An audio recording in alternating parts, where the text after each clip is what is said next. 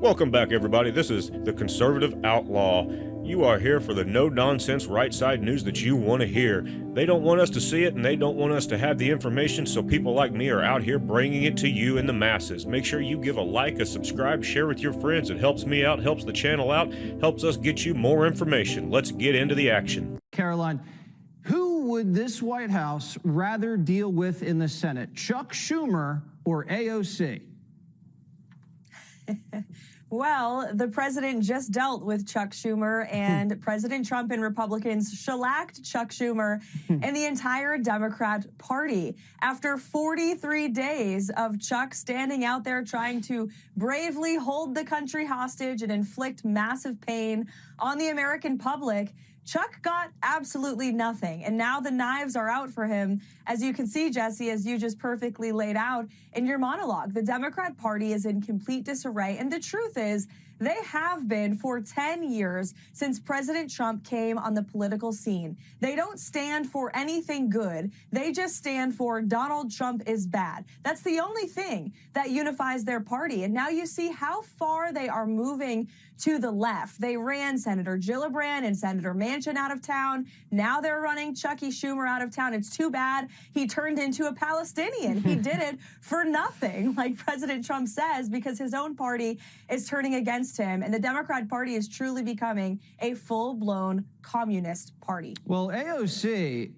and let me know if you believe this, is saying that MAGA Republicans are coming up to her and say, man, I was wrong about Trump. I'm with socialism now. Do you buy that?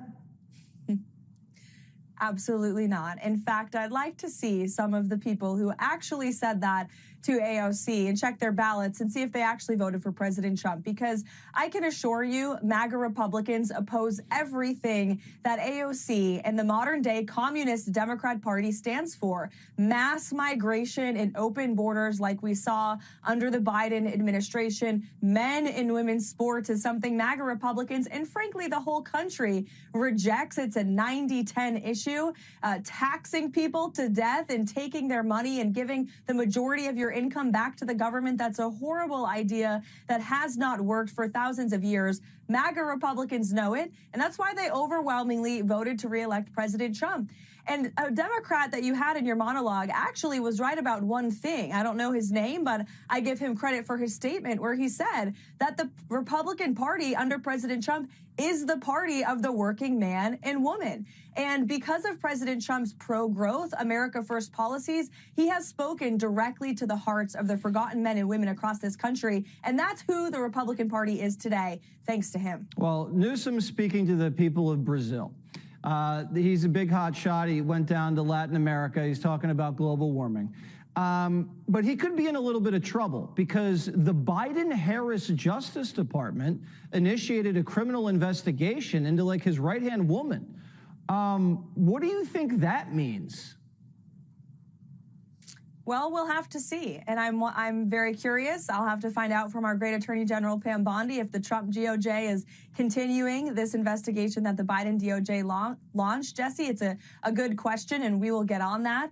But as for Gavin Newsom, I was not surprised to see him in Brazil, traveling the world, probably on the taxpayer dime, talking about climate change when his state, California, has some of the highest energy costs in the entire country. They have some of the highest gasoline prices in the entire country, despite President Trump's efforts. And they are working to bring down oil and gas prices in this country, to drill, baby, drill, to unleash American energy dominance. Gavin has done so much damage to his state with the Green New scam and with this utopian pursuit of climate change that is just so false. It's built on a fallacy that he has run up energy costs in his state, that people are fleeing his state. So maybe he should leave Brazil and stop talking about this issue that is hurting his own people and get back to governing what was once a beautiful state of California that people are fleeing en masse because of his horrific energy and economic policies that have made the cost of living in California